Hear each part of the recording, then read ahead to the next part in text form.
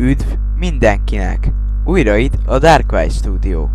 Ma a Spore galaktikus kalandokat és a Spore édes és rémes elmeket fogom bemutatni.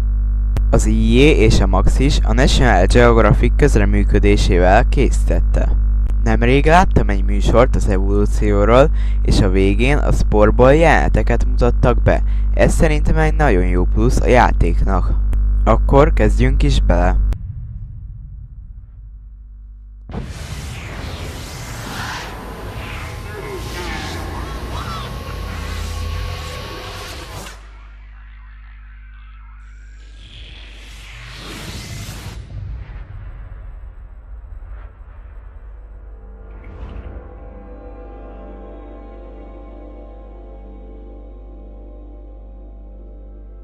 A beállításokkal különösebben nincs semmi baj.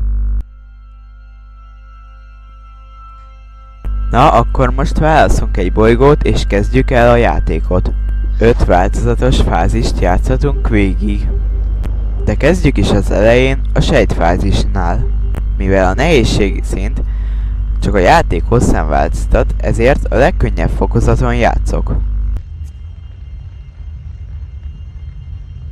Na, mi legyen a bolygó neve?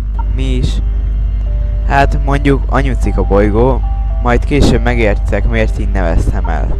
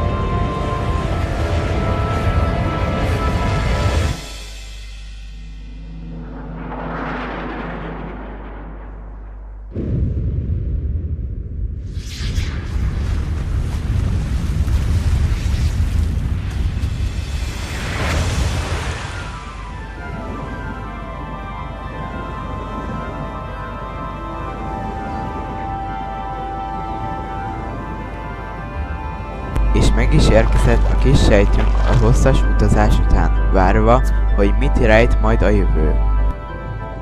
Még csak most indul el a fejlődés hosszú útján.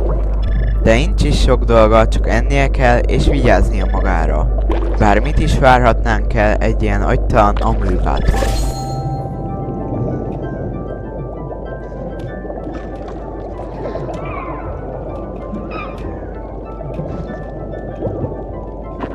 Nos, akkor foglaljuk össze.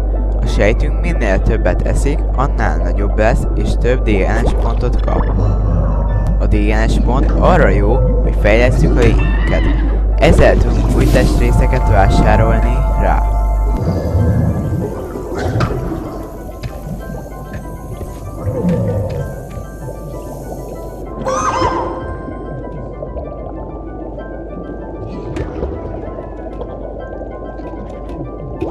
A párhívás funkció arra jó, hogy fejleszthessük lényünket a sejtlaborba. Ilyen elég érdekes csokolózást csinálnak, amikor lerakják ezt a kis sejtmagot.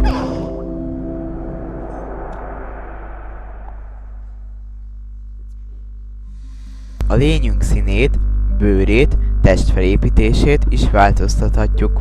Emellett más testrészekkel más tulajdonságokat is kaphatunk.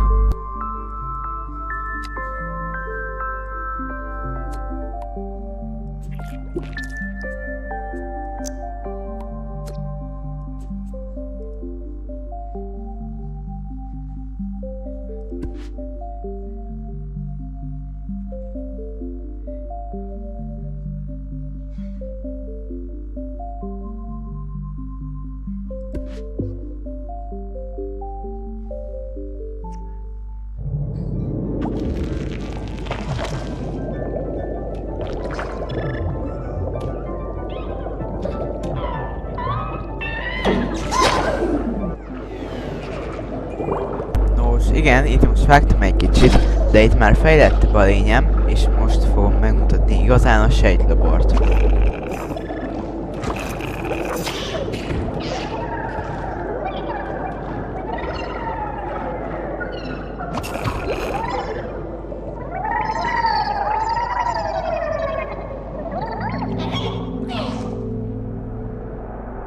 Erről igazából csak annyit kell tudni, hogy 4 fő részből áll.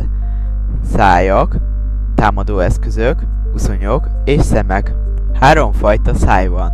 Húsevő száj, növényevő száj és mindenevő száj.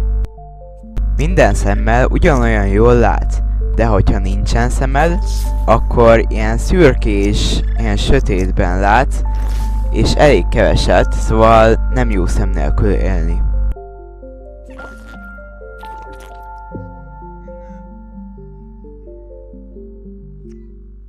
Ott alul lent az evolúciós csík. Ennek kell maximumra töltődnie, hogy befejezzük a fázist.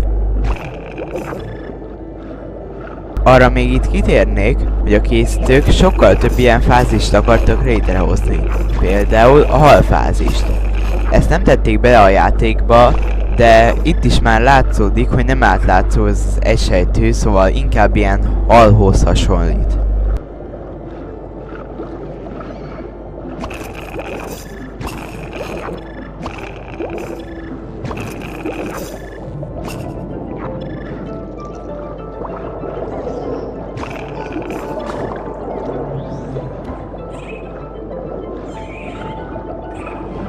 Itt már szinte legyőzhetetlen az egysejtőm, már minden van, ilyen szívókája, meg mérget tud árasztani, szóval nagyon kemény.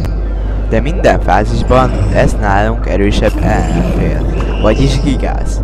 Minden fázisban, kivéve az űrfázisban, mert ott nem gigász lesz, hanem egy másik fajta ellenfél. Nagyon erős ellenfél.